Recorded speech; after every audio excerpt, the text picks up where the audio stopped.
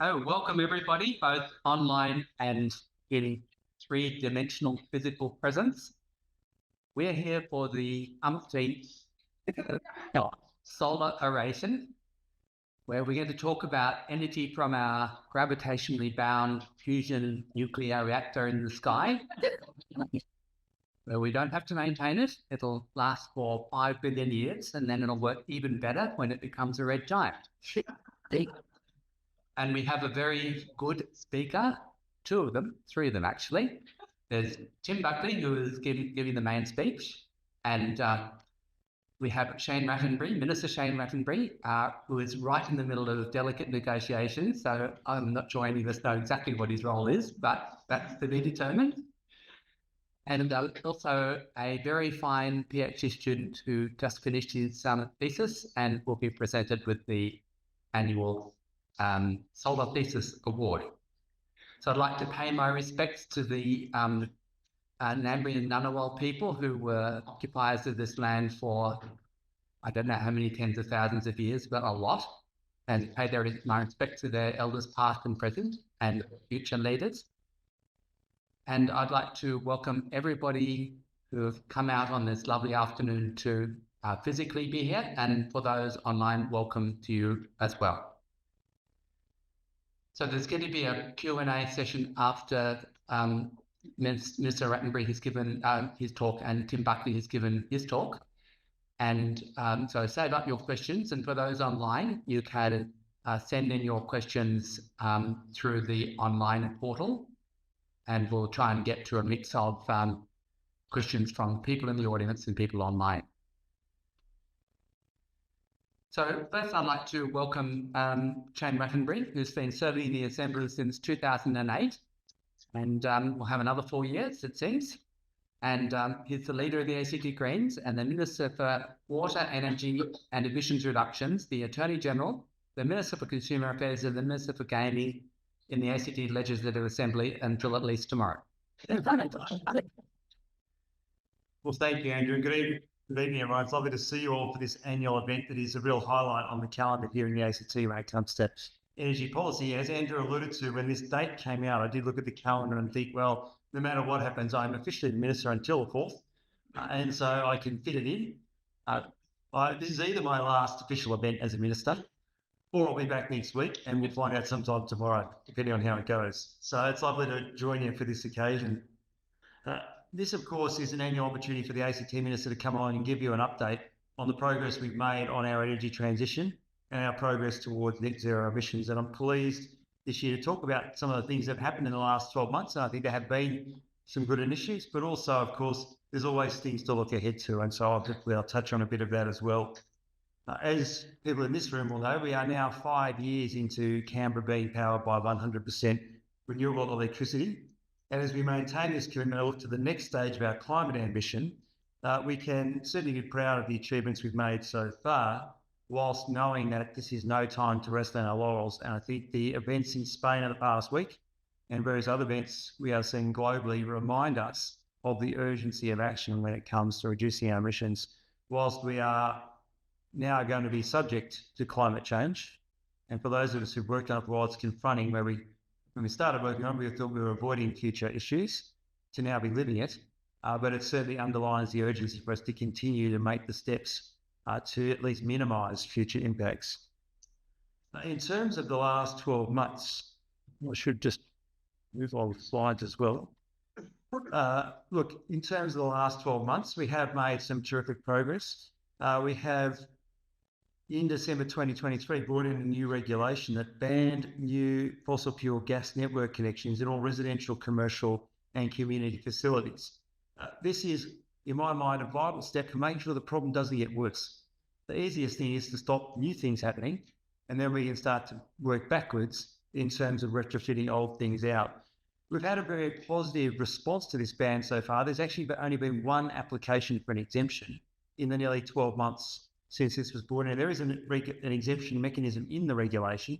So to have had only one application, I think, reflects the fact that we've done a lot of signalling that this was coming, and that industry in the ACT has taken those signals and really adapted. And our latest greenhouse gas inventory, which will be released very shortly, but I have got some preliminary data from shows that fossil fuel gas emissions have decreased by 14% over the last year. And I think, again, this is showing the beginnings of the transition and a positive measure that the steps have been put in place are starting to have effect.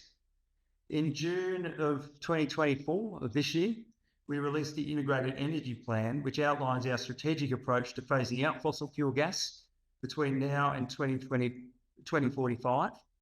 And I'll touch a bit more on that.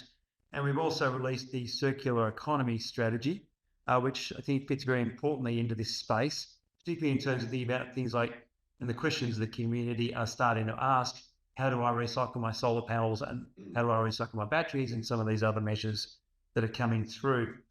We're continuing to implement the zero emissions vehicle strategy, which has seen the ACT continue to be a leader in the space. And there's a lot of work on thinking about how do we support particularly lower income households to make the energy transition. My reflection is we are seeing people who can afford it adapting and adopting new technologies really well in our community and getting on with it. It's those who can't afford it that are, I think, the most frightened of the transition, and not unreasonably. They are wondering how they are going to make it through this process. In terms of I'll just touch on each of these a little more now. In terms of the Integrated Energy Plan, this basically provides the roadmap of how we get from where we are to electrifying the whole city. It sets out a series of phases, and it builds on the fact that we do have 100% renewable electricity and works from there to make the necessary changes to get us to the place we need to go. It includes a commitment to electrify all feasible public and community housing by 2030. Again, this is both a necessary step, but also an important part of a just transition, of making sure that most vulnerable members of our community are benefiting from all the benefits people in this room know exist from having an all-electric household. We've got interest-free loans for multi-unit buildings to become electric vehicle ready, basically to enable them to put the backbone infrastructure in to have their buildings ready. A new program to help multi-unit buildings develop a plan to electrify. Again, we know they call them complex buildings for a reason. And we've got all these multi-unit buildings out there that are going to be a significant challenge for us, both from a physical and technical point of view, a financial point of view, and so it's becoming increasingly clear through the work we did on the consultation for the Integrated Energy Plan is the regulatory side, but around body corporate legislation and how we improve decision-making in bodies corporate, because these are, you've got 200 owners trying to work out how to electrify. It gets pretty hard from a decision-making point of view. So we need to think about those things very carefully as well. Let me go to community support and leadership. Certainly the government's aiming to lead the way in the transition by actually making the transition of government assets and government facilities. And that's an important part of it, thinking about how we get fossil fuel gas, as well as petrol and diesel, out of our ACT government operations and make them all renewable. The electrification of government assets program is designed to coordinate gas asset replacement right across the ACT's property portfolio and make sure we also get the network upgrades done to operate those facilities. There's around $70 million already been allocated in the budget, and this is designed to electrify our schools, various community centres, and a range of other government assets across the city. Again, doing two things in my mind. One is walking the talk, I should say. You know what I mean? It's been a long couple of weeks. Bear with me. But making sure we're doing the job as government and actually electrifying our own assets. But at the same time, it's actually creating an industry capability by creating real live projects with money behind them and saying to industry, you need to gear up to work out how to do this, start importing the technology, start training your staff, develop the expertise. And for me, that industry development side of the equation is a really important part of this program as well.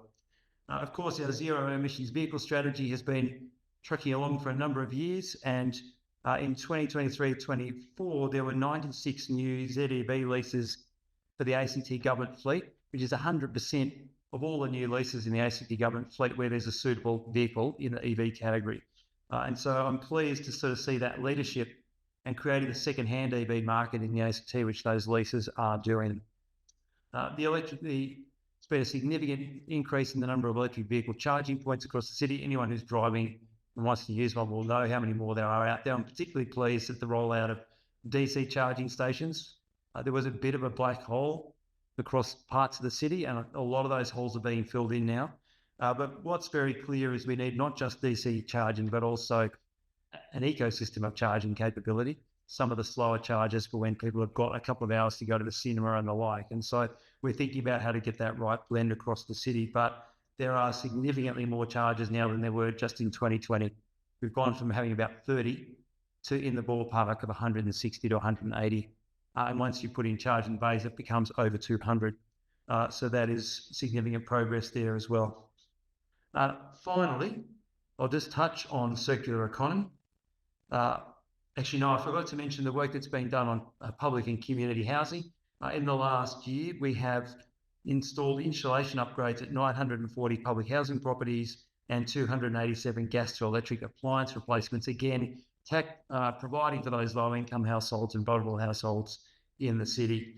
We've also delivered upgrades to support energy efficiency for over 2,000 households and provided rebates for rooftop solar and for insulation and energy efficient appliances across a range of households in the city as well. All of that is a lot of numbers. What I take from that, that's the important part of the story, is the reality of getting to a zero emission city is just lots of small projects. It's actually just steady work to work our way through all these different sectors, provide the right financial support, think about the best way for government to leverage its capability to make this transition, to do it ourselves in some places, to economically support others, and to provide the regulatory framework for people who need to, I guess, be told that it's time to start making a transition. Finally, on the circular economy, let me touch very briefly on this. I spoke about it before, but the circular economy plan is designed to help take the step towards that true circular economy, reducing our resource use and creating the recycling pathways for a range of these new technologies. In terms of what lies ahead, I would like to particularly acknowledge many people in this room who have been an important part of this journey. There is, we were just chatting about this, there's such expertise in this city. I think Canberra does now have a reputation as being a real leader in this space, but it's through a lot of hard work by a lot of people in this room, through the thought leadership, the practical projects, and in particularly the work of some key government agencies that have really helped drive this work. I want to assure you that no matter what happens in the next 24 hours, the ACT will strive to this. We know very clearly the work we've got to do. I think there's some great policy commitments came forward at the election, certainly from my party, but across the board, there is a commitment to continuing with the work, and it will be important, no matter what the government looks like after Wednesday, to continue to apply pressure to make sure that we execute those plans and don't rest on our laurels in the territory. Thanks very much, and it's great to be with you.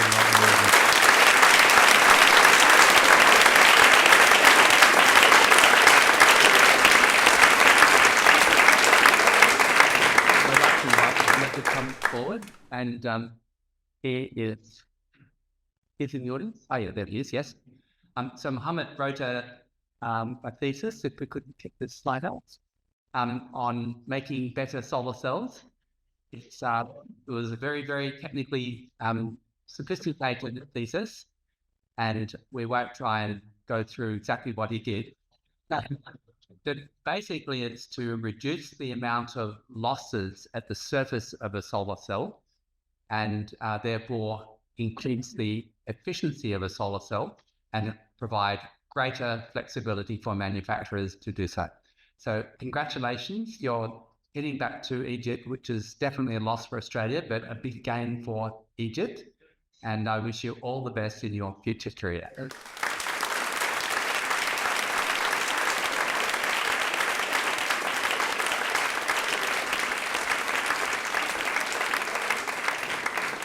Now I'd like to invite Tim to come and explain this diagram. Tim has a very extensive and high-profile career in the whole space of energy, renewable energy, and all the rest. So I don't think I'll try and read through all the things he's done, but just enjoy a talk on an amazing revolution that's happening right as we speak.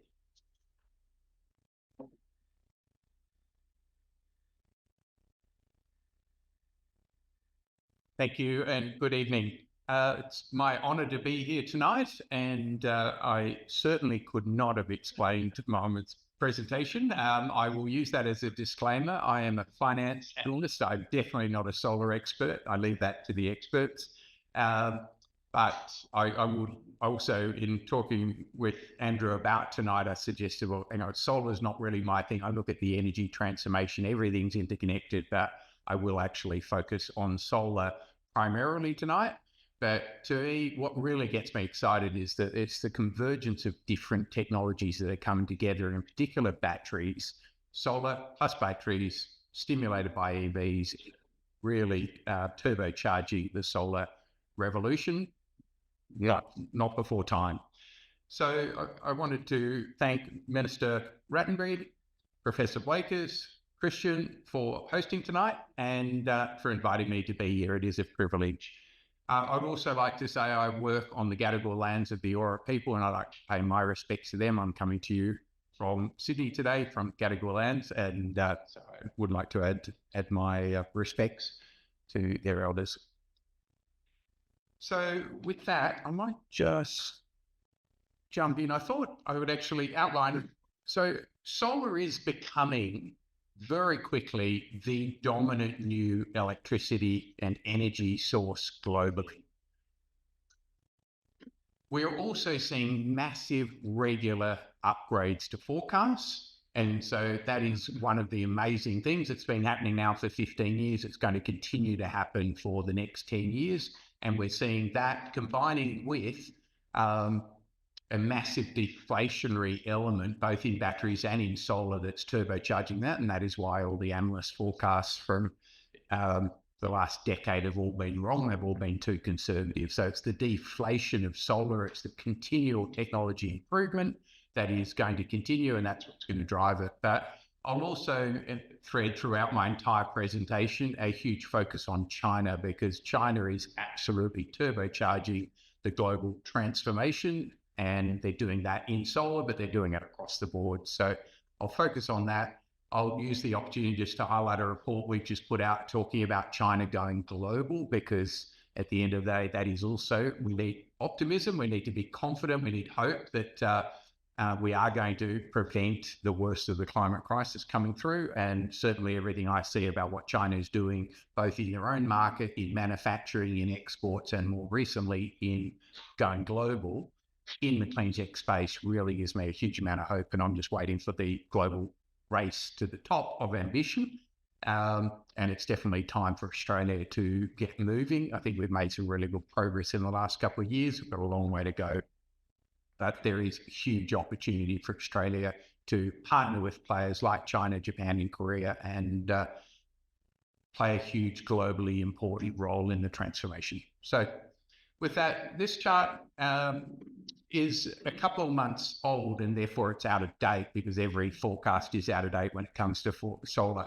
But what you can see there, the blue is solar, the black is other clean tech, and the grey is fossil fuels. So again, I try and look at a glass half full. We need hope. We need to be optimistic. We are going to win. The question is, can we win in time to solve the worst of the climate crisis? But we are moving in the right direction, and that's what this chart shows. So again, I would say it's conservative. It is Bloomberg New Energy Finance. They have been on top of this theme for more than a decade. But I use this chart just to remind you, it's from Ember, and it just highlights how even in the last 18 months, we have seen continued global upgrades to all solar forecasts. And so even numbers I was thinking a decade ago as possible, every forecast has been exceeded, and not by a little bit, by a huge amount. So this is just showing in the last 18 months, we've seen regular upgrades of 10, 20, 30, 40, 50% on people's expectations. Now, the IEA is obviously the major forecaster for global governments, Western governments, and they, for 15 years in a row, have been doing major upgrades, and they're continuing to do it. They'll be doing it for another decade. I think that's pretty reliable. But part of that is it's really hard to forecast disruption. And I work in finance, and everything looks really good until you get hit a disruption, and then every forecast, every model goes out the door. And we need it because we've got a climate crisis. But just to thread China into the main part of the story, China is the absolute undoubted leader in the world of every zero emissions technology. And so we need to park all of our stereotypes that the Murdoch media paints about China. We need to really think about what the facts are. And the facts are, without China, we could not solve the energy crisis. And they are moving at a million miles an hour. That's solar and that's wind. Just in the last couple of years, that's the cumulative monthly installs. And you can see 2024 is running 20% above last year, where last year was running 100% above the year before in solar. No one thought that was possible. So the theme of tonight is the solar step change, and pivoting from China to Pakistan, because one of the themes that I think that is really giving me a lot of confidence is that China is going global with their global leadership in cleantech. So it's not just about installing renewable energy at huge scale in China. It's not just about manufacturing dominance and exports. They're actually investing globally. So this is just one example. It's a pretty stark one. Pakistan installed 6 gigawatts of solar last year, and Bloomberg New Energy Finance is saying they're going to install potentially 15 gigs of solar this year. And as you can see in the text, if you're going to read the fine print, last year 6 gigs was 7% of their electricity supply, and they're going to do double that this year. So going from a standing start of zero solar to being one of the top 5 nations in the world, it's pretty staggering. There are 230 million people in Pakistan. It's a huge market, and they're moving at a million miles an hour. So they're just taking the opportunity that China has given the world, and they're banking on it. And they have no choice. They can't use imported coal. It's just too expensive. It's crippled their economy. Ironically, it was China selling them the imported coal and building the coal-fired power plants only 5 or 10 years ago. But China's happy to sell them the solar and build it for them and finance them. And that is going to build energy security. Once it's built, you've got energy security. So just one example, but Pakistan out of the field becomes the 5th biggest installer of solar in the world. That's how fast you can do it. This is a chart by David Fickling. He's a Sydney-based Bloomberg opinion writer for Bloomberg. I just really like his work, and I thought this chart just summarizes. It's an example. He wrote this article. It's absolutely on the money, but trying to understand how vast and how big China is next to impossible. So 15 years ago, I was investing in the German Wacker, and in the US, the 2 polysilicon players. They're the ones on the left. Hemlock was the American one, Wacker is the German one. They used to dominate the global polysilicon market only 15 years ago. Now they're the little bars on the left. They've gone bankrupt, but in the meantime, so it's a complicated chart David pulled together, but that's the size differential. So when Tongwei is producing literally 5 to 10 times as much as the 2 biggest Western players, one company, we went to see Tongwei Solar. I remember the Smart Energy Council a couple of months ago. We went to one of their module factories, just one of the biggest factories in the world, and you literally could not see a single worker. That's how automated they are. The factory was literally, it was a kilometre long, walking, just looking at row upon row upon row of automated robots building solar modules at an unbelievable scale.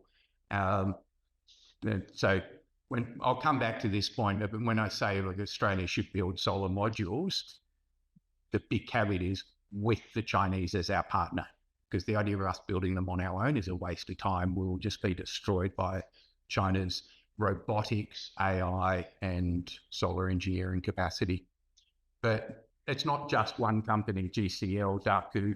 It's just amazing to watch the growth of these companies and the speed and the scale that they move at.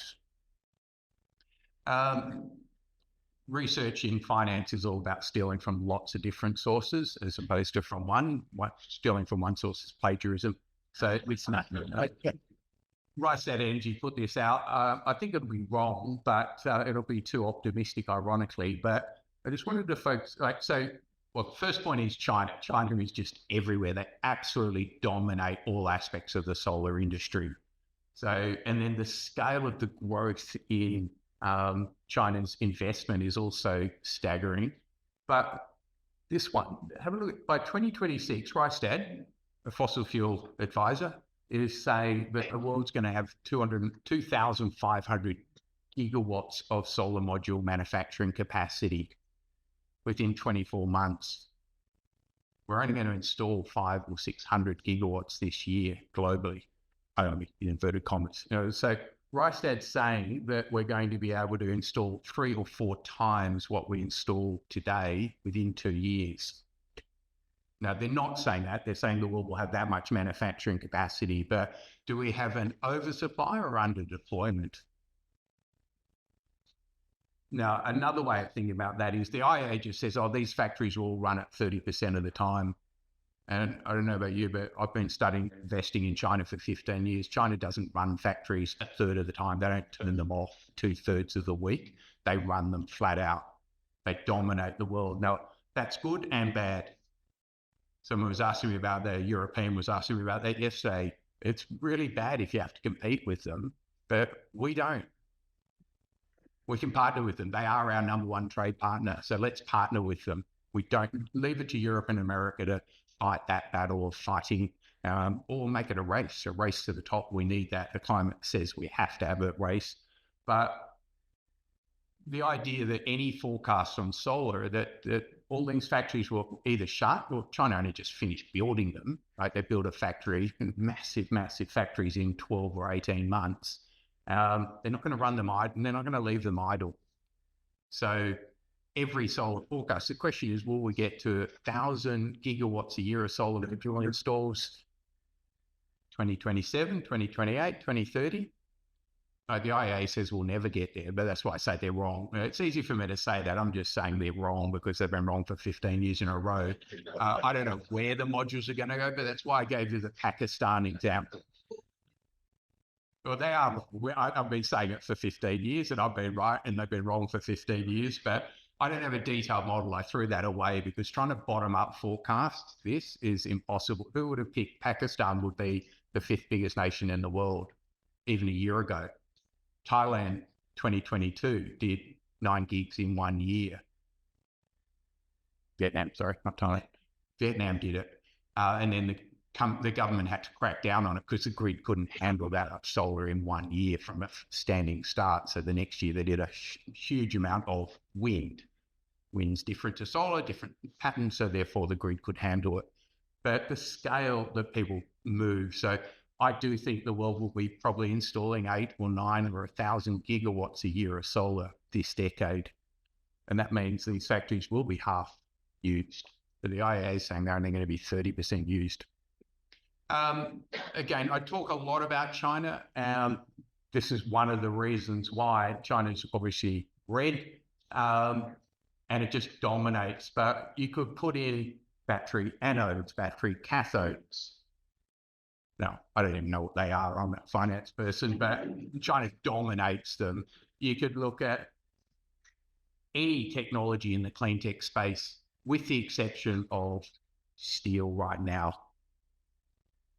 Professor Yotze's in the audience. I've just been talking about green steel because when China moves on steel, they will move at a massive scale, and they will move. The question is, will they move with us, their trade partner, or will they move elsewhere? But they've already moved in every clean tech sector other than steel in an unbelievable way, in an unpredicted way, and they just dominate. So this chart is quite an interesting one from the IEA from Friday, just saying this is the incremental capacity added just in 1 year by country. No one comes near to China. It is pretty staggering, and no model is going to forecast that. But I find this staggering. Like the biggest solar module factory being built in America right now is 5 gigawatts, right? Being built right now. It's being built, it'll be commissioned next year, 5 gigawatts. This factory was announced 18 months ago, 56 gigawatts. Right, so America's biggest and best with $1 trillion of subsidies, and they've got a 5 gigawatt plant. Who's building the 5 gigawatt plant? We'll come back to that in a minute. China, sorry, I don't want to be political, particularly in front of the election, but 56 gigawatts. And then that was announced 18 months ago. And I thought, yeah, will they build it? It's China, of course they will. But they're on phase 3 already. They're doing 16 gigawatts per phase. And then I talk about module plants. The biggest American module plant is 5.1 gigawatts, but it's non-integrated because it uses Chinese cells. This is, instead of, no, goes all the way from ingots to wafers to cells to modules, all integrated. And spot the worker. Like the worker's there to actually hit a button if the quality control breaks. It's like that'll be more workers than you'll see in the factory when it's actually operational. It is staggering to think 56 gigawatts in one factory for vertically integrated. And the robots, like every factory in China I've seen has those robots driving around. So that feeds the machines, that feeds the robots. It's just, you have to see it to believe it. They said no photographs. We're in the Tesla factory. No cameras. They took our cameras off us. Bugger it. Take as many photos as you like. We don't really care. We've got the best technology. No one's going to catch us. So halfway through the tour, they let us take photos. But I say that in awe, but this is going to solve the climate crisis. And we need other countries to compete with China because we do actually have the solutions and you can deploy them at an unbelievable scale that no one thought was possible. So I've already stolen the punchline of this one, but so this is Bloomberg's note about America. America's got about 60 gigawatts of solar module manufacturing capacity they're trying to build. And I say trying, First Solar will build it. The number 2 player just went bankrupt in America, SunPower. So trying to compete against China, even with $1 trillion of subsidies, is really difficult for America. So why would Australia even try? Now, I'll come back to that because I am a big fan of Future Made in Australia. So I need to try and explain how I can do the gymnastics to justify that comment. But what this is highlighting is that China is building 30 gigawatts of solar module manufacturing capacity in America as we speak. Five of the largest module factories in America are being built by the Chinese companies. If you put up a tariff barrier, they don't care, they'll build it in your country. You actually have to ban them entirely. And that is a massive benefit to the consumer because that drives the price down and it drives it down permanently. But they're not just doing it. The big change in what I've seen in China in the last 18 months, the last 12 months, is this point. They're building module factories in Saudi Arabia, Indonesia, Vietnam, Malaysia, Laos, and America right now. Now, you might be aware America's put a 50% tariff on Chinese source modules. They then put a tariff on Vietnamese, Malaysian tariffs because they were Chinese companies producing them in Malaysia to export to America. So now they're producing them in Indonesia. So what's America going to do? Ban Indonesia? It's an ally of America. It's a bit hard for them to do it. But Trump's threatened to do that to Mexico. Like BYD was going to build factories in Mexico to supply America. And Trump threatened the Mexican president, don't you accept Chinese investment or we'll tax your products. But anyway, bottom line, trying to compete with China is, trying to fight with them is stupid. So let's partner with them is my key conclusion. Why am I so bullish about China? And a decade ago or 15 years ago, it was a hypothesis that solar was going to just drop 10% per annum in price. And it has done that for 15 years in a row. It's likely to do that for another 10 years in a row. Professor Martin Green tells me it's going to happen. I talked to him about the technology. He convinces me the technology will be 30% better in a decade's time than it is today. I look at what China's investing, it will be 30%. The only question is it 30% better in 5 years' time or 10 years' time? So we're going to see this downward trend. This is commercial installed rooftop solar costs, just down and down. But amazingly for Australia, that is a fifth of the price of doing rooftop solar in America. So we do lead the world in one thing, it's rooftop solar, and we can do it at a fifth of America. So when you put trade barriers up against China, it is going to hurt your economy.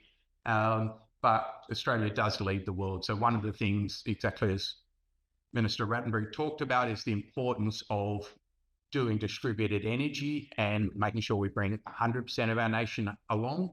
That's absolutely key. This is the cheapest way because we don't have to wait for the grid to be built. Let's use batteries, let's use distributed energy, let's do insulation, do the ground heat pumps. The technology is going to be 50% better in a decade's time. Price that we half. Let's just do it. Electrify everything at speed and scale, build the supply chains, take advantage of China's gift.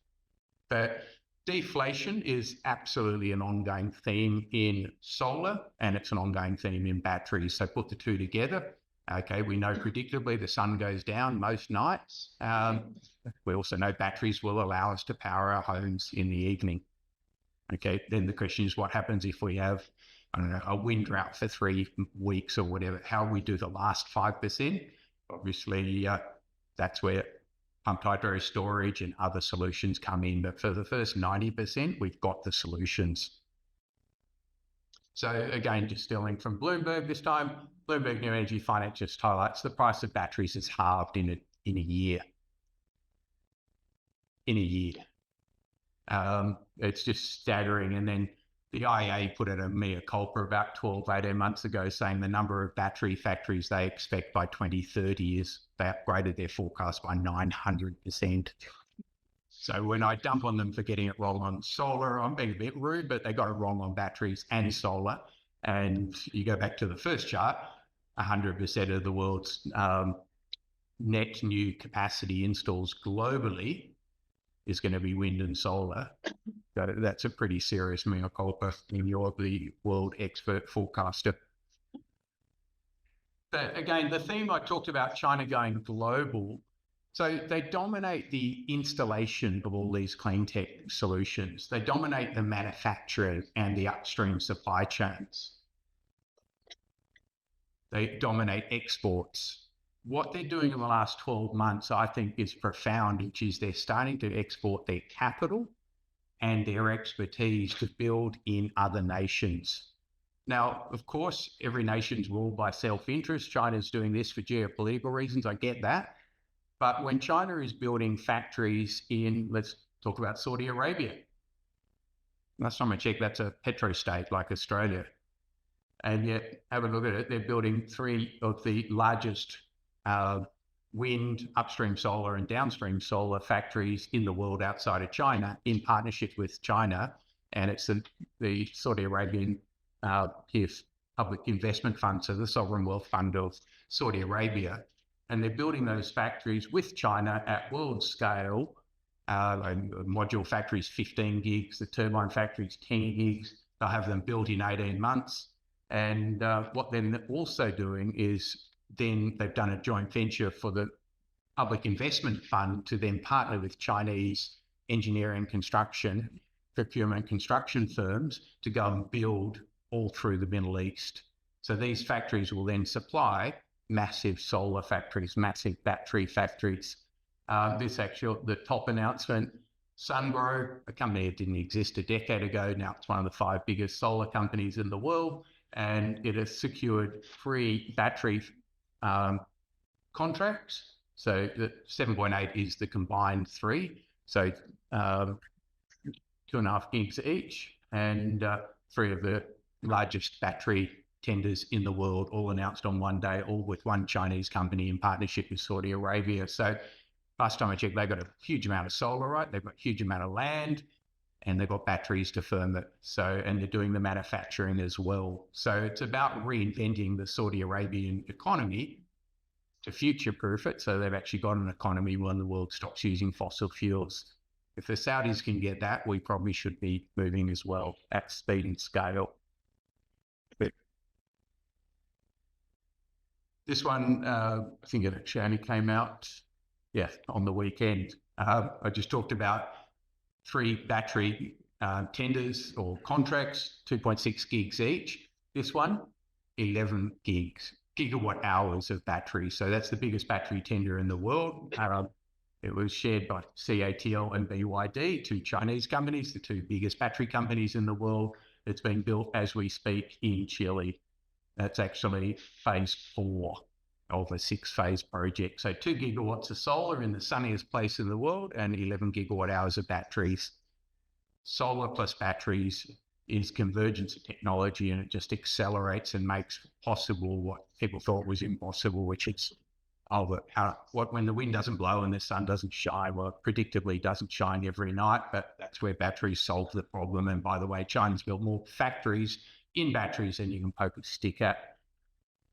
The IEA says they're all going to run at 40% utilization as well. Not going to happen. So this report, everything we do is public interest. It's all free on our website. And so we put out a report, the Green Capital Tsunami. It was a hypothesis we had at the start of the year, and 130 transactions sort of informed the hypothesis. So we think it's pretty clear China is going global. And again, you can speculate as to why they're doing it, and it's pretty obvious to me. It's about investment, it's about dominance, it's about geopolitical, it's about technology, it's about jobs and investment, a little bit of benefit, energy security, and then, by the way, it also decarbonizes the world. If self-interest is a predictable motive, we don't have to analyze which of those is the driver, they're all the driver. But even if it's just to beat America in the economic industries of the future, have a race to the top. Biden's done a massive $1 trillion subsidy to get America back in the race. It's possible they can get back in the race, but what a brilliant race that we have to have. So what I'm highlighting here is that, and again, Chinese government hasn't really articulated this theme. It's my hypothesis that that's what they're doing, but I just follow the money. And when you've invested over $100 billion, the hypothesis is looking pretty good to me. And that is that China is building factories in Hungary, in Turkey, in Morocco, in Vietnam, in Indonesia, in Laos, in Peru, in Chile, Uzbekistan, and Brazil.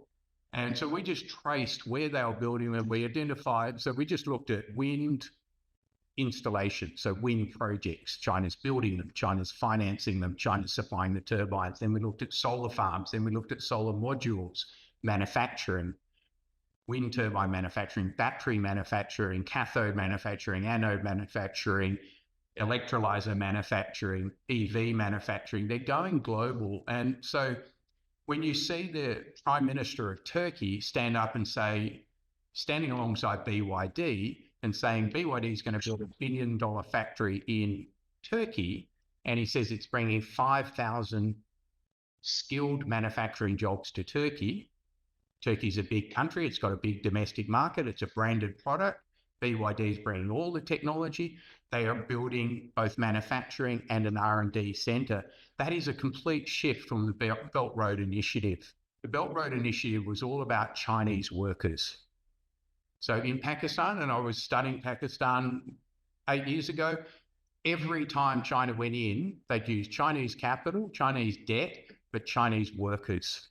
This time around, the Prime Minister of Turkey was congratulating them for training up Turkish workers, and better still, doing R&D, research and development in Turkey. But it's not just Turkey, they're doing centres of excellence because you need manufacturing hubs. So they are doing it in Morocco, and they're doing the whole battery EV supply chain. They're doing it in Turkey, they're doing it in Hungary, they're doing it in Brazil and Vietnam. And I think they've actually reconfigured it as well. They've realized there's actually a huge market, like Indonesia, 280 million people. There's a huge domestic market. Brazil is a huge domestic market. It's the 6th largest automotive market in the world. So they're doing it to build branded products in those countries, manufactured in those countries, and then for export from those countries using Chinese technology. It's a very, very major strategic pivot from the Belt Road Initiative, which I would say was a very one-sided bet. It was a debt trap. It was a geopolitical strategy. This one is far more sustainable because it's a win-win-win. And solar obviously plays a huge part of it because they're going around the world. Every country, every second country in the world, we found the largest solar project in that country's history being built by a Chinese company with Chinese money using Chinese modules. It is pretty staggering when you see Laos having a 1 gigawatt solar farm right next to a 1 gigawatt wind farm. And by the way, they're then exporting that renewable energy across to Vietnam using China Southern State Grid cables to export renewable energy from Laos, not back to China, but to Vietnam. Right, that's a project that was announced 2 months ago, just one of the biggest wind and solar projects in Asia. They're moving at a scale. Now, I could be really skeptical and say, remember 5 years ago, China had $3 trillion in US bonds. And so when America starts throwing rocks at China, what do you do with $3 trillion? You can't just move it, sell all the bonds and take it back to China. So they're actually investing and bringing capital. What's the Paris Agreement about? It's about taking developed world capital and deploying it in developing world capital to jointly solve the climate crisis at a speed and scale required. That's what China's doing. A little off topic on solar, but solar is absolutely the core of it. Solar plus batteries is absolutely part of it. Again, a finance person, so I'd have to throw in one slide on numbers, money. The IEA says the world will invest $2 trillion in clean tech this year, double what we spend on fossil fuels. Now, you could read that half full or half empty. We need to actually spend 4 or 5 or 6 trillion. But if China is putting hundreds of billions of dollars into the developing world, what's the American and European response going to be? They either let China have all those allies in the non-aligned countries, or America and Europe have to respond. We get a race to the top in the developing world. That was the core of the Paris Agreement that the developed world ignored for the last decade. I'll just, probably at time, but I'll just finish on a couple of numbers on slides on China. This is the ongoing electrification of everything.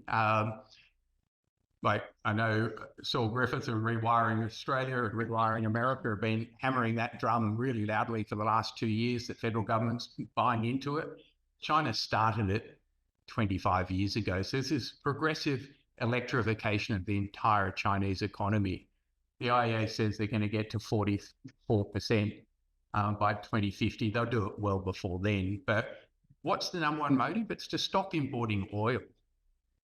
They don't want to be beholden on Middle East oil. I don't care what their motive is, they're doing it and it's going to help solve the climate crisis. So they're absolutely killing Australia, America and Europe on electrification of everything. I think EVs, the penetration of EVs in China in August, 54% of all new passenger vehicle sales were new energy vehicles, hybrids and EVs combined, 54%. Australia's at 8%, Europe's at 8%, Europe's at 20%, America's at 8%. So again, EVs are just batteries on wheels. So when I talk about solar plus batteries, I'm including EVs in that. Again, we always hear China from the Murdoch media, China's building coal-fired power plants. They are, that is true, but 36% of generation in the first 9 months of this year, 36% was from zero emissions technologies, and 36%. Now, remember everyone in the Murdoch media is telling you China's in recession, right? Electricity demand was up 8.7%. That's not my sign for a recession. But when the biggest electricity market in the world by a factor of 2.5 times grew by 8.7%, that's actually really hard to decarbonize because it's growing, because they're electrifying, they're getting into out of internal combustion engines to get off the imported oil to get onto electricity, knowing they can decarbonize. So my biggest worry was they're building so much renewables. Are they going to run out of land for solar, for example? But we did actually analyze that in our report a couple of months ago, and they're good for the next 30, 40, 50 years. The Gobi Desert's huge. They're only proposing to use 10% of it.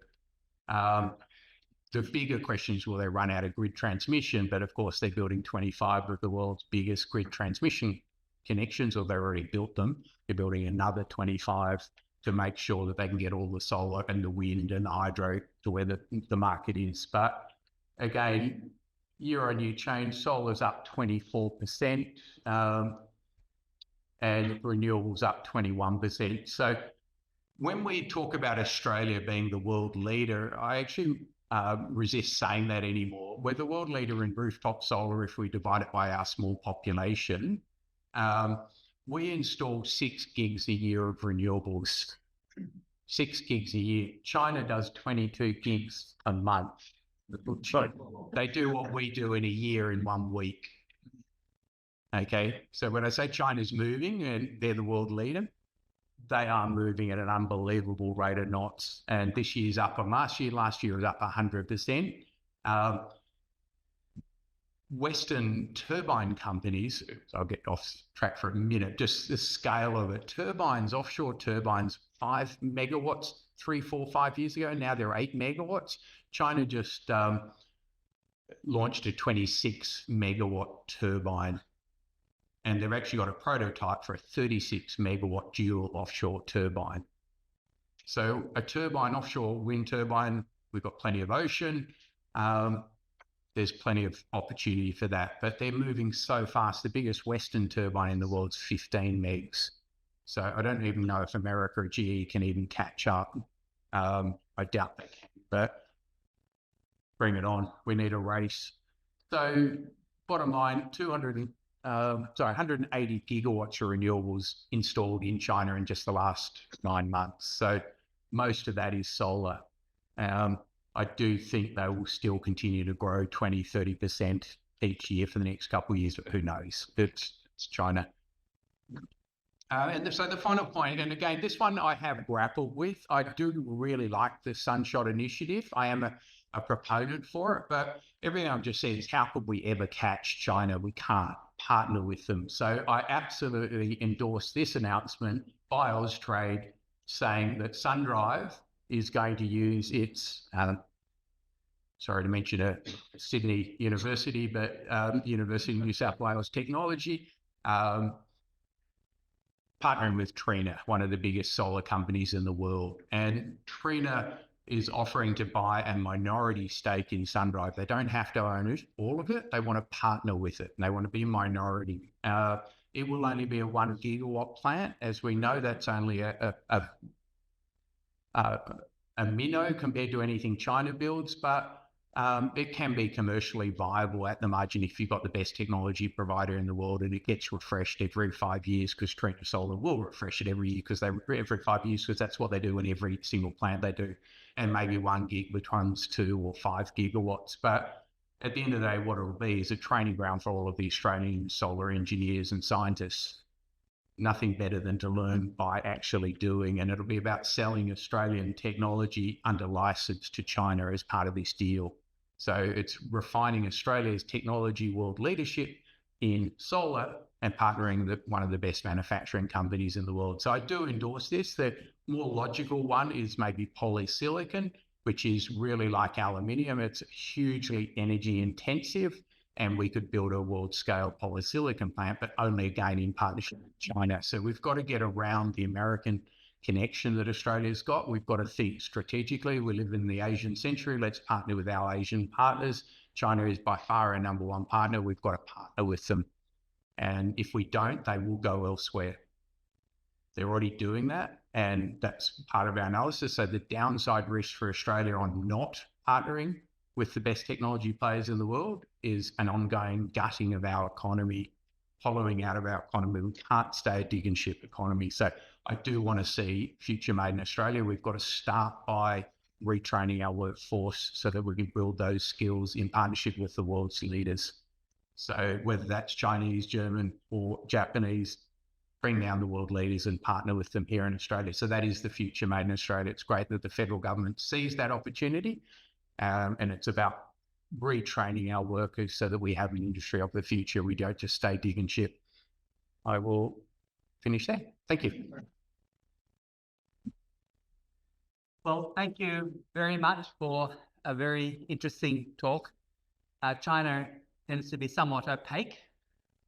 That's we have all heard so many times that, it doesn't matter what Australia does. China is doing one coal plant a week or some bigger number, usually is picked a number.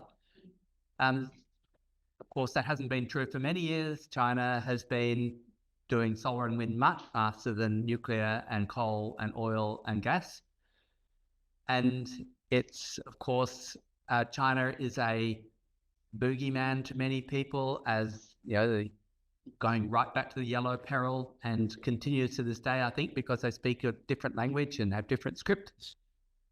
But I think one of the themes that came through in your talk was that this is China's gift to the world. For whatever reason, the world will probably avoid the worst of climate change because of what the Chinese did and are doing.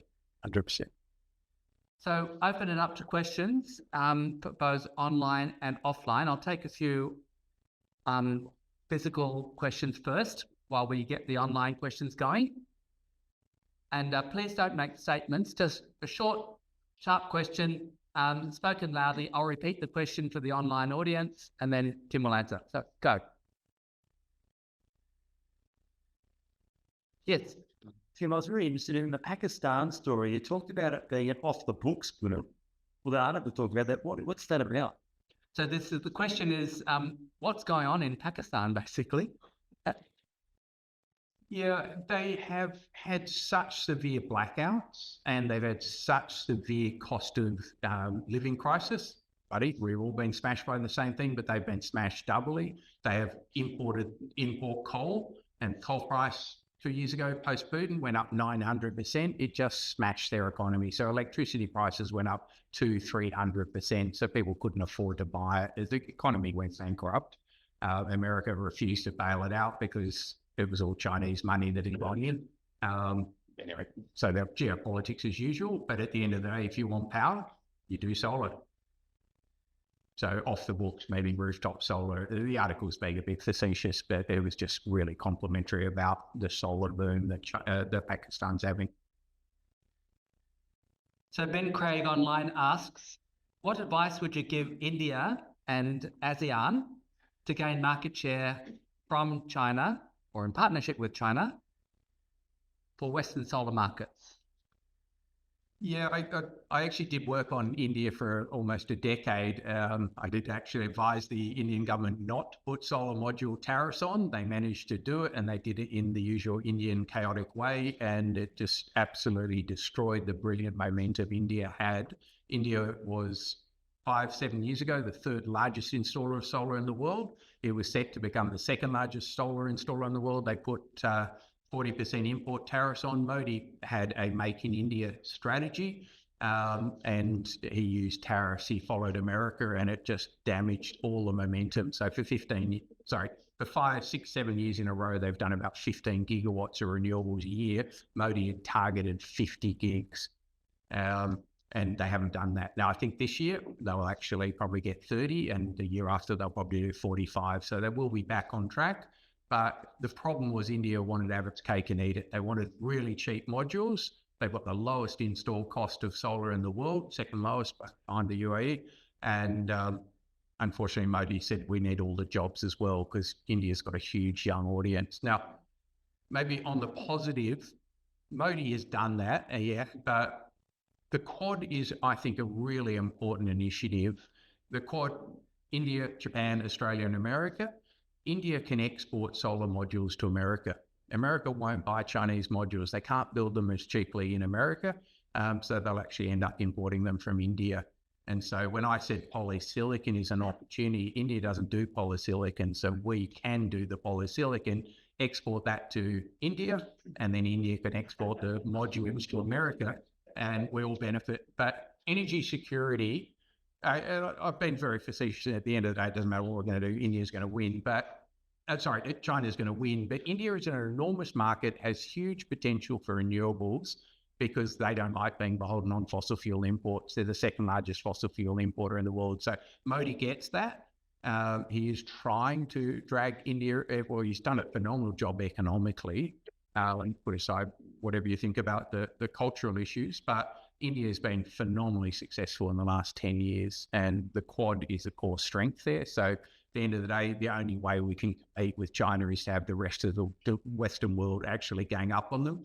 The Quad is Chinese capital and ingenuity, Japanese, Indian population and massive domestic market in America, and Australia could play a role in that as a supplier of critical minerals, strategic metals and polysilicon. But that would only be if the Quad has substance as opposed to just headlines. Quite honest, Steve, I just have to reply to citizen. I've got a comment and a question. I'll do the comment first. It's this is not really your area, but I was talking to some firefighters in Sydney in relation to having EV vehicles parked and being charged underground car parking. And they basically said, not a good idea. So that's just, I mean, I haven't been able to verify that. Personally, I would want to be there. The question is Australia's ability to build just about anything. At a previous meeting, I asked a question to do with that slower tube driving model. We're starting now that vertical hydro scheme in Queensland has been, I think, cancelled by the new government. But prior to that, I think there were talks of it being way over budget. Why is Australia unable to build just about anything? I could give a list of other energy-related projects. Okay, so the question for the online audience was, why is it difficult for Australia to build stuff compared with China, for example? Yeah, it is a global issue that mega projects generally take a lot longer than people think, and they cost a lot more. And Australia is probably pretty bad at doing mega projects. We generally stuff them up with their LNG projects. Remember, we built 6 LNG trains up at Gladstone concurrently, every one of them at a 30% blowout in capital costs. So whether it's pumped hydro, whether it's mega projects, whether it's rail projects, throw in tunnelling over 27 kilometres, it might be problematic. But mega projects are difficult, and it's not just in Australia. I'm being a little flippant. I could say China is able to actually just have a public narrative and a public overriding public interest, or the government says that's what they're going to do, and they do it. Like I was in Shanghai, I was talking to Tesla. They've built the EV, Shanghai, the biggest EV factory in the world in 1 year. And I was asking them, what about your battery factory? Oh yeah, we're building it right next door. It'll take less than 1 year. But I was also talking to Tesla, and they were talking to the Australian government about doing lithium refineries in Australia, and it takes too long and it costs way too much. While we were talking to the Australian government about doing that, Tesla built a lithium hydroxide factory in Texas. So America knows how to move fast.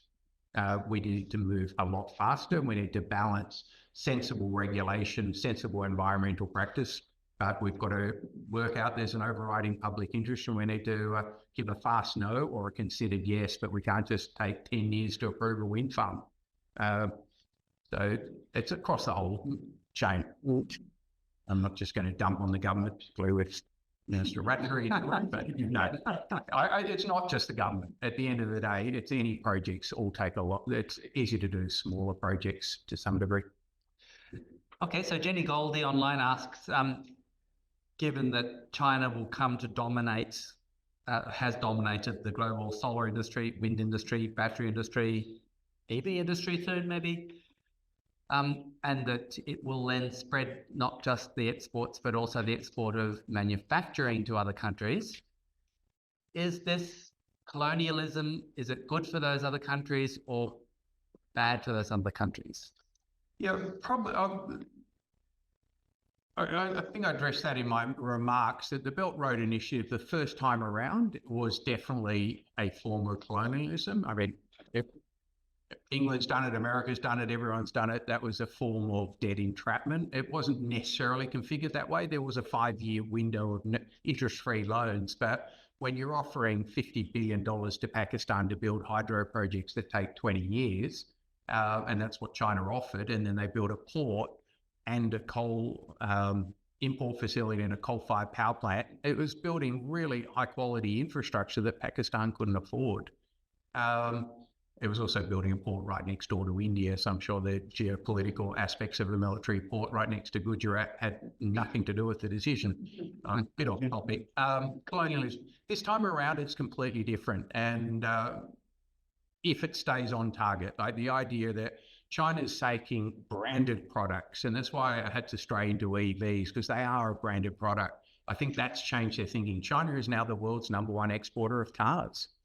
Japan, they overtook Japan last year, they overtook Germany 2 years ago, but with a branded product, you actually need to be a good corporate citizen. So I really do think this version of the BRI, or they don't even call it the BRI, they call it small and beautiful, but there's nothing small about a $1 billion plan. It's beautiful, in my view. Okay, so Lauren Brand asks, for Australia, the 50 or is it $100 billion question, what will solar and wind do to Australian coal and gas exports? Coal and gas are both on terminal decline. They have to. We have to stop using it. The pretense that CCS is going to work is just a farce. And I can be strong about that. I don't have any government funding. It's a farce. And we just saw on the weekend that the Norwegians have admitted that they've been lying about their CCS performance. They've been overstating it for 30 years in a row, like 30%. And that was a 1 million tonne per annum project. They've overstated it. That's a pretty big mea culpa, given it was the only CCS project in the world that's been operating for more than 5 years. Chevron's been operating Gorgon, and they go, oh, but it's stored 7 million tonnes over the 7 years it's been operational, but it's been running at 40% of utilisation. It's meant to be doing 4 million a year, and it's never done that. And that's the biggest CCS project in the world, and there's only about 5 of them.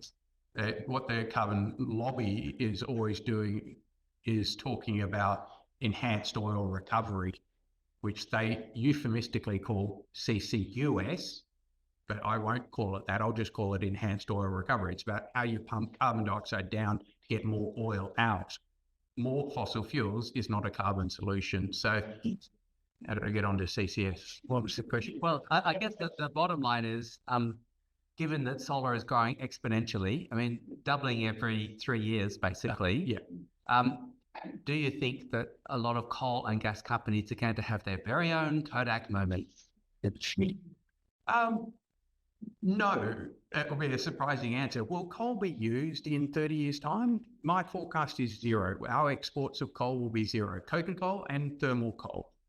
They have to be, because we can't keep using coking coal to make steel without destroying the planet, making it unlivable. And we certainly can't use thermal coal. LNG, it's, last time I checked, methane. It's a fossil fuel. It's slightly better than coal, but it's 100% more emissions intensive than renewables or nuclear or hydro. Maybe not hydro, maybe 99%. There's a little bit of methane in hydro, tiny compared to coal or gas.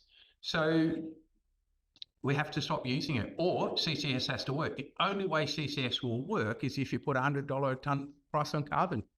And I was in Japan 2 weeks ago. I asked that of the biggest steel company in Japan, when are you going to be willing to fess up to $100 US price on carbon? And the answer is that will kill our business. So it's not going to happen. But bring it on, we need carbon pricing. Europe's got carbon pricing and hasn't destroyed their economy. It's made things harder, but at the end of the day, we've got a climate crisis. We need to price in the pollution, and if fossil fuels still have a role paying for a fair price on the carbon, bring it on, but no one's doing that at the moment. Sorry, why I was a little flippant on your comment, I don't think coal will stop being used in the next 2 years. Right? Matt Canavan, Cosplay Canavan, always goes, oh, but if we didn't have coal tomorrow, the lights would go out. Of course they would. You can't transform an economy in 1 day. It takes a decade. The science says we've got a decade. The developing world needs 2 decades, so we need to move fast. But coal's not going to go away tomorrow, and India will keep using it. China is still building coal-fired power plants, but they're building really flexible coal plants that can run 30% of the time because they don't have gas to do gas peakers. So they're using coal to balance wind and solar and hydro. So, but we need to phase it out. questions? Thanks for just coming in. I just came back from China. It's a regard to that not being power definition in place. If you need to build, if you want to build new power plant, coal power plant, you need to 10 megawatts, you need to close 10 megawatts of all. They just don't know. But that's my question. So you mentioned greenhouse already, which is great beginning and a good examples, but very small. What do you think will be motivation for China to collaborate with Australia on large scale in manufacturing of solar? Or should you perhaps introduce barriers like American? So what would be the advantage to Australia of collaborating with China on a small scale, or should we go the American route and put tariffs? Tariffs about Chinese material. Yeah, Okay, yeah. If we put the tariff on, we're increasing the cost of energy to consumers. We want to decrease the cost, not increase it. So tariffs are not the solution. So what would the motivation of China doing that deal? I'm going to reverse it, and part of why I was with Professor Yoxo this afternoon and why I think green iron's such an important topic. The biggest risk for Australia is that our number one trade partner doesn't trust us. Like when 30% of Australia's exports go to a country that doesn't feel welcome in our country, don't we think we've got an economic, I'm a financier, we've got an economic problem, let alone the climate problem or the political problem. When our number one customer doesn't trust us, that means they probably want to diversify away from us. Now, I know you asked about solar, but my conversation is we export $130 billion of iron ore to China. Like 85% of it goes to China. We export 60 billion a year of coking coal. Most of it goes to China, Japan, and Korea. And if China's investing in high quality iron ore and green iron and DRI, they're not doing it in our country. They're doing it in Guinea. They're doing it in Oman, right? They're diversifying as fast as they can because China is over-dependent. 85% of our iron ore goes to China. China wants to feel welcome here, like the Japanese and Koreans feel welcome here. Hence why I always talk about let's collaborate with our number one trade partner. Let's welcome investment with them. And there are partners. So I can more than that. So let's continue this discussion about, you talk about we have to get away from sugar and dirt and the like. So if green iron is really the prospect for Australia, this is going to require, massive tens of gigawatts of installed capacity to solar and wind just in order to make that work.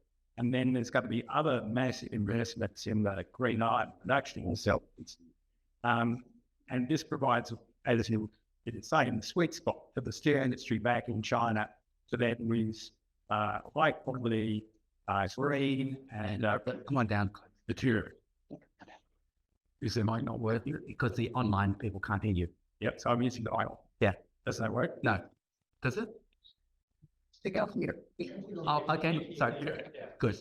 So the question here is not about getting investment in the massive solar lead. It's about getting the investment in the DIY, the other facility. And my question is, where do you see this investment coming from? Is this a joint investment with Australia? Is it an investment with a steel manufacturer back in China that will then play in Australia? Is it a joint investment with the American side when meeting the companies that are providing the energy for this process? Yeah. You're dead right. It's hundreds of billions of dollars of investment we're talking about in renewables to power the DRI and green iron facilities. So yes, I'm saying China Baowu should come down and partner in a facility in Australia. And same with POSCO, same with JFE. All three of them should do their green iron facility or their HBI facility in Australia. So we get the manufacturing, the value add. So rather than, as you said, dig and ship dirt, let's process it. The amount of jobs lost in China, Japan, and Korea is tiny. It's about 10% of their steel workforce. So, okay, and they've all got declining populations and declining workforce. So that's less of a strategic threat. But for every dollar you invest in the refining, you're probably putting $5 into the wind, solar, and batteries, and even pumped hydro storage to actually firm it up, and the green hydrogen. So for every dollar of value add, I'm after the renewable energy. The refinery is actually the way you facilitate the use of it. It's about how do we export embodied decarbonisation. Roscoe has talked for 40 years about Australia being a renewable energy superpower. We've got no way of getting that energy to our key customers unless we embody it in our critical minerals and strategic metals by onshore value adding. And all of that 100 billion, and I'm probably underselling, it's probably 200 billion of wind, solar and batteries and pumped hydro and grid, that 200, 300, 400, 500 billion dollars of investment, that'll all be funded by our super funds. Because if POSCO is partnering with BHP, it's eminently bankable. If you put the Australian government in there, it's still eminently bankable, or more bankable. So that'll unlock all the capital. So it's not about forcing our super funds to invest in things that aren't viable. It's about creating industry. And that's exactly what Rio Tinto just did up in Queensland. They bankrolled 2 of the largest corporate PPAs in Australian history. 1 gigawatt of wind, 1 gigawatt of solar for 20 years. So that effectively underwrites the operation of the aluminium smelter in Gladstone for the next 20 years. Why? Because they have to decarbonise, because their shareholders are telling them they have to decarbonise. Let's export embodied decarbonisation. That's green aluminium. That's easy. Green iron's a lot harder, but it's also 10, 20, 30 times bigger value for Australia. India is, of course, the world's #1 country for population these days. You mentioned the Quad. Do you think that there could be a counterweight to China in the form of India plus US plus Europe, for example, plus hangers on? I'll take Europe out because I think depending on how next Wednesday goes, if Trump gets back in, I think Europe will actually ally with China for the race to the top on decarbonisation. Europe has world-leading decarbonisation objectives. They've got all the regulation, they've got the price on carbon. And if China turns around and goes, well, let's America isolate, that'll be horrible. That's my worst case scenario. But from a climate perspective, China then gets a race to the top. China's got a tokenism in terms of their national ETS. It's the biggest ETS in the world by volume by a factor of 400%. But at the moment, the price is only $12 US. Europe, it's $70 and US. And Europe export, Bloomberg New Energy says it's going to 150 US by 2030, 2035. If China actually wants to partner with Europe, China is threatened by the EU CBAM. I keep talking to China privately and go, you need to actually embrace the CBAM, embrace the opportunity because you're the world leader, embrace the opportunity to create the financial signal, the price on carbon in international trade. Who are you going to do that with? China and Europe. So as to the Quad, I think India is playing a different game. India is the biggest democracy in the world. It's the biggest country by population in the world. It has moved more into alignment with American views of the world. So it's a huge market. And India needs capital. It's fueling 6, 7, 8% GDP growth per annum. It's going to need more capital, and America and Japan can provide that. Australia can provide the critical minerals and strategic metals. It might be a nice counterweight to China.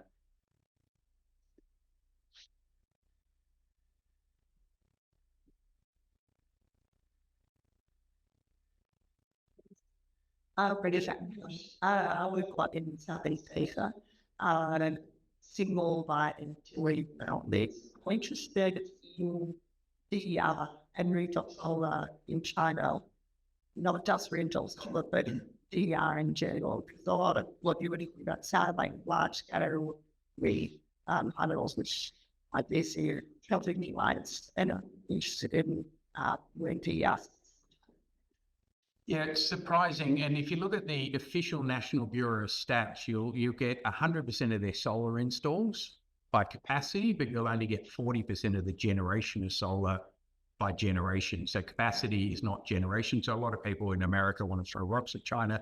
They go, the average solar plant in China runs less than 10% of the time. It's because they're comparing Chinese data and they don't actually read the Chinese footnotes that tell you we're only reporting systems above X $1 million a year of revenue. So that's a convoluted. Just when you look at my numbers, you'll see I've got the generation and then the adjusted generation. The adjusted is for distributed energy. So 60% of China's installs last year of solar were what they call distributed energy. 60%. But you, Bridget, you did clarify you're talking distributed can be small scale utility. So that is not all rooftop. Their roofs are a lot smaller than ours. So they're talking distributed close to consumer, but small scale, 5, 10, 20 megs per installation. But yeah, China did more than 120 gigawatts of distributed energy in 1 year. That's how fast you can do it. And it doesn't require massive grid transmission because China is impacted by grid transmission. It is an obstacle, as it is in Australia, as it is in America. It's a massive cost. Distributed is far cheaper for the consumer, and China embraces that, absolutely. So we've got 6 or 7 more minutes. We'll finish at 7:30 sharp. Take one more from the audience. Yeah. Okay, I got it. Give code. Quick on it. Speak directly loud. Quick on it. Vehicle 5, I mean 7 since 2010, and only 2 of them are involved in road accident. So the risk is inevitable. There are challenges around. However, the standout line on your projects, the middle was the Bishop of energy, like for gigawatt wind project. With the completion of 2028, the setting that's slow. There's going to be a lot of regulation. Farmers are being urged to inject wind energy. Whether it's solar panels, they have to buy our agricultural land and all style. No, serious. You do not have bipartisan support, and I feel that we're not going to get there. So where do that your organisation come to gain that support? Yeah. Climate shouldn't be a left or right, but let's remember, and I use it deliberately to bait climate deniers and fossil fuel executives by saying Australia is a petro state. Now, Dr. Finkel actually is the one that coined that phrase. Let's pivot from being a petro state to an electro state. We've got to know what we are. Like Russia's a petro state. Saudi Arabia is, so are we. If we know what we are, then we can understand why a lot of our politicians are bought and paid for by the incumbent industry. There's a massive inertia against it. So I don't say that to, I mean, it is obviously a criticism of our country, but people want to throw rocks at China. I don't think we should be throwing, people in glass houses shouldn't throw rocks. So we are a petro state, and we do have that problem that the fossil fuel industry controls big chunks of our government. So I will work with any politician from any party that accepts and acts on the climate science, right? So in New South Wales, Matt Keane absolutely led Australia. Queensland, is it a massive problem that we've lost the ALP, given the ALP was moving very aggressively in Queensland? Like we wrote a report saying from laggard to leader in Australia. But I don't think the LNP, let's see how it goes. Cancelling one massive mega project that has massive cost blowout risk, that's not, like that was an election statement. Let's see how they actually go in substance. But at the end of the day, we are a petro state. And so maybe coming back to your point about the farmers, are the farmers really unaware of climate science? Not that I see. They're being fed misinformation. So if, again, maybe come back to Dr. Finkel, I've worked quite closely with him in recent years. He uses the phrase, we need an overriding public interest test. That's what Europe's got, an act of parliament that says we actually have to make fast, informed decisions. A fast no or a considered yes. I'm not saying put aside all of the biodiversity issues, but there's no biodiversity on a dead planet. We've actually got to accept that we're going to lose some biodiversity in any industrial project. Solar, which to Bridget's point, major utility scale solar is an industrial project. Major wind farms are industrial projects. There are biodiversity issues. but they're a hell of a lot less invasive and destructive than a coal mine. Just a couple more questions. Do you think that Japan, because it has bet on hydrogen, is going to lose its car industry? Yes. Okay. I was in Japan 2 weeks ago.